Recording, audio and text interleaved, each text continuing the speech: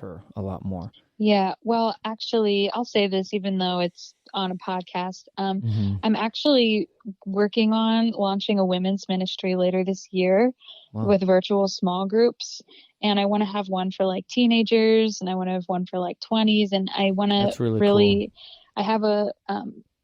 I want to write Bible study lessons and have discussions and just have that. And so if we stay in touch and it's something your daughter might be interested in, I'd love to, connect with her about that. I'm also going to be starting a Bible study for brain injury.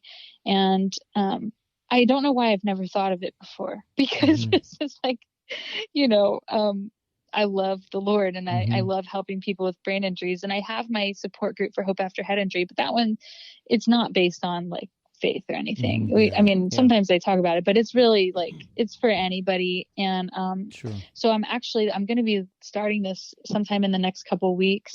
I'm going to be starting a brain injury Bible study group, and just inviting anyone who wants to learn, anyone who wants to read the Bible together. And we're going to talk about specifically things related to having a brain injury, like struggling with identity, headaches, anyone can looking at it with the Bible. Anyone can use those lessons. Yeah, they still could. They don't have to have a brain injury necessarily. Yeah, for sure. I'm going to make it for people with brain injuries more specifically, just because I want to talk about things that really are related to people with brain injury. Sure. But anyone like could totally take from it. But so these are like, and what I'm realizing, like with, my, like everything I'm learning, and, I kind of had this moment where I just felt like, this goes back to like the pediatric brain injury thing, I think, but like in some ways I still feel like a kid. Like I don't realize, like I'm an adult, like I can do this if I want. I can teach. Like I'm like a couple classes away from a master's degree. Like that more than qualifies me to teach. But sometimes we just feel like we disqualify ourselves and feel like, we can't do something, or like, we're not old enough, or we're not an adult enough to do something. I don't know. I feel like maybe everyone goes through that. Yeah, but it might be amplified with the brain injury. Sure. There's always those times of doubt. Like, I'm a coach, and I run my own gym and everything, and there've been times where I'm like, man, am I really, like, are people going to see through me? Like, am I really qualified? And of course I am. I've gone through all the schooling. I've done all the certifications. I've put in the work. It's been, 15 years. Like, of course I am. But there are those times of doubt. And it's like, what do you say to yourself during those times? Well, I got to boost myself up. I got to be positive. I got to say some affirmations. And there I go. I get back on track. But I do think that, I don't have a brain injury, but I do think that it probably is harder for some of you that have brain injuries, that self-doubt. Yeah, it's really, it can be really debilitating. And so I suffered my brain injury 2 days before I turned 26.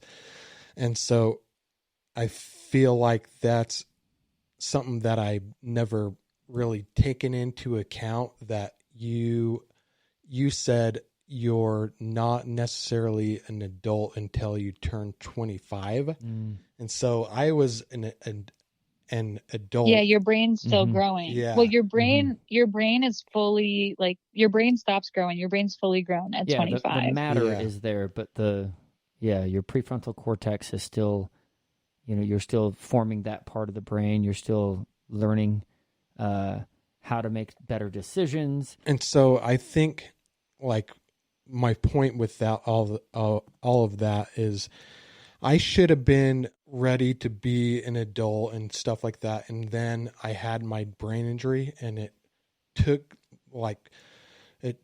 made me take like 3 steps backwards. Yeah, sure. And so it's just interesting to realize that. Yeah. It's a blessing that you had your parents there. Oh yeah. To help out. Yeah. Oh my gosh. I know that. Oh yeah. My parents were like, they were there from the time they found out that I had a brain injury until when I got out of the hospital and they moved me back home.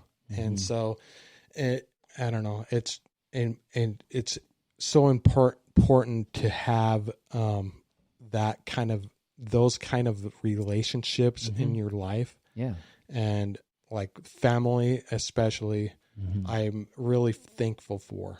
Yeah, dude, your parents are awesome. Yeah. I'm going to say that right here. Let everybody know that his parents are awesome people. I really like them. So that's so great. So is there, of course, you talked about some of the stuff that's upcoming in the future for you. A lot of cool things coming up. Yeah. But is there anything that we can help you promote or anything like that? Yeah. Well, my podcast, Hope Survives, Brain Injury Podcast, my other podcast, Declaration Life.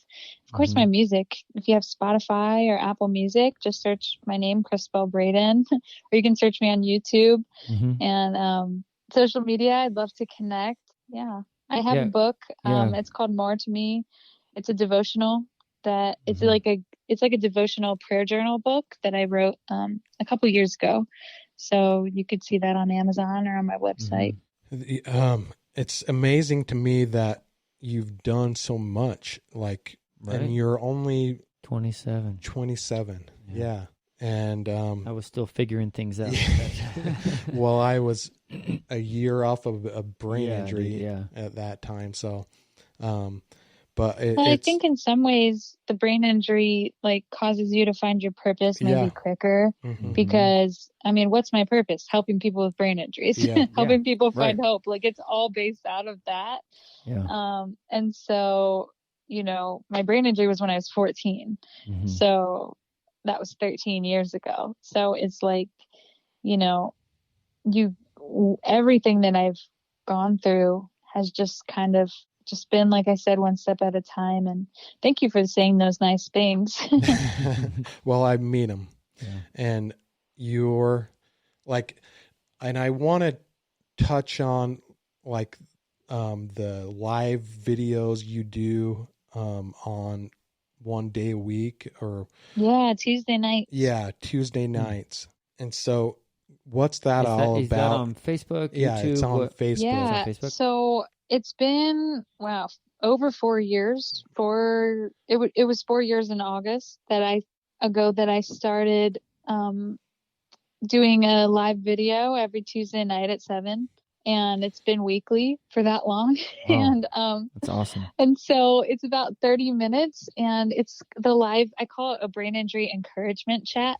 And it's really just, I go live for 30 minutes and we've developed a community from everyone who comes on and comments. And we talk about things with brain injury and offer encouragement to each other and support and advice. And I just kind of, you know, share over those 30 minutes and everyone comments to each other and they've formed friendships and relationships. And, you know, I've gotten to know a lot of people through that. And it's just like basically motivational.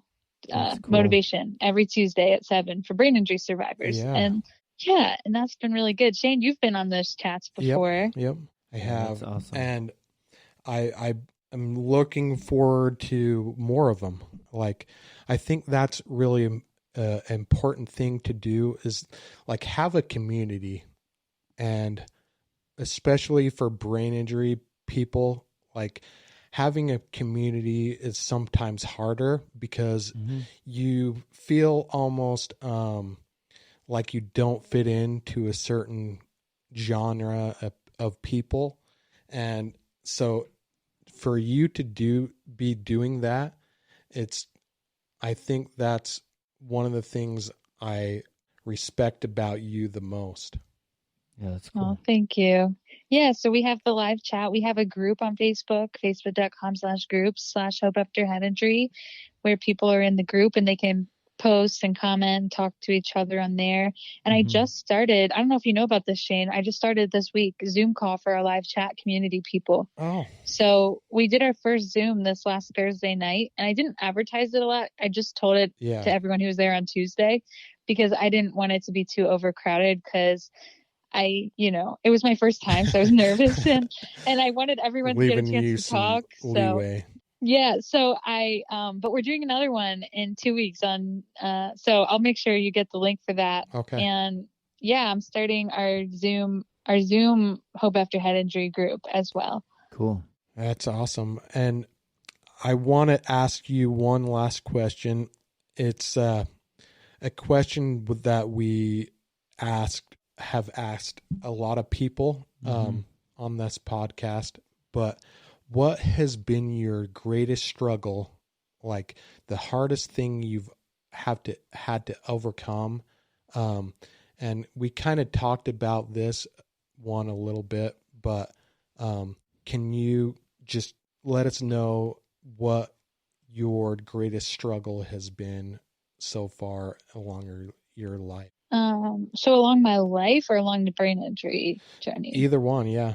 Because they're a little bit different. The brain injury, like I would say earlier, it's really that accepting it and not giving up on hope and moving forward and just dealing with the everyday struggle and everyday, like, the ups and downs. Like I could be doing really well for like 2 months and then suddenly I'll have a whole month where I have headaches every day and I just can't function. And it's just so up and down and so random. So like that's really annoying. And then, but I would say like in life that my hardest struggle was the abusive relationship and the recovery from that trauma, because going through abuse like that, like it really messes you up. Like it really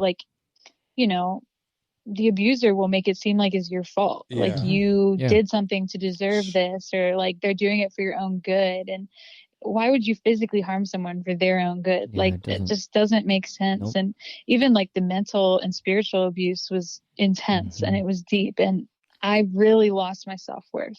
Like I really lost myself. I really didn't know how I was ever going to come back from that. Yeah. And that was in 2018. So, and more recent. Yeah. And really recent. but it was honestly the hardest thing in my entire life. But I'm trying to think back if I noticed anything about you had changed around that time, but I can't really pinpoint anything. But I'm sure, that sounds like I was pretty off. Yeah. Wow.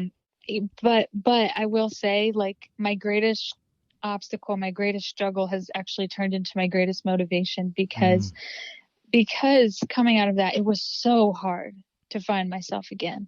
Right. And I had just had a concussion right before I met him, like right around that time. So I was like fresh, like I had just gotten a new concussion. So I was like really off. And I know the brain injury had a lot to do with it, I think. But just realizing, like, I didn't know I could walk away after the first time he hurt me. Like I felt trapped. Yeah. And I felt like, I didn't know I could leave. I didn't know, like, I just didn't know. I didn't realize. And it's turned into like, I realize now, like, so many people, especially my heart, like, for women, like, I want to have a women's ministry. No offense, guys. Like, I love, like, guys are great too, but like, my heart is to help women. And cool. And preach at women's events and women's conferences. I would love to have my own ministry and conference and everything, because I just want, it makes me cry. Like, I just want people to know, like, you are so much more than your trauma, and nobody can take that away from you. No brain injury, no abuse, no person, no nothing can take away your identity in Christ. Like, you are a child of God. God made you for a reason. He doesn't just randomly make stuff. Like, God isn't just sitting around like, oh, I'm bored, let me just make a human. Like, no, like, he created you with care and with purpose and with precision. Like, if you're alive, it's because God chose to create you exactly as you are. And there's amazing. A reason and there's a purpose for your life. And so many of us get so marred and scarred by our trauma that we forget who we were created to be. And we forget our worth. And it's just like, and so that was my greatest struggle, but it's become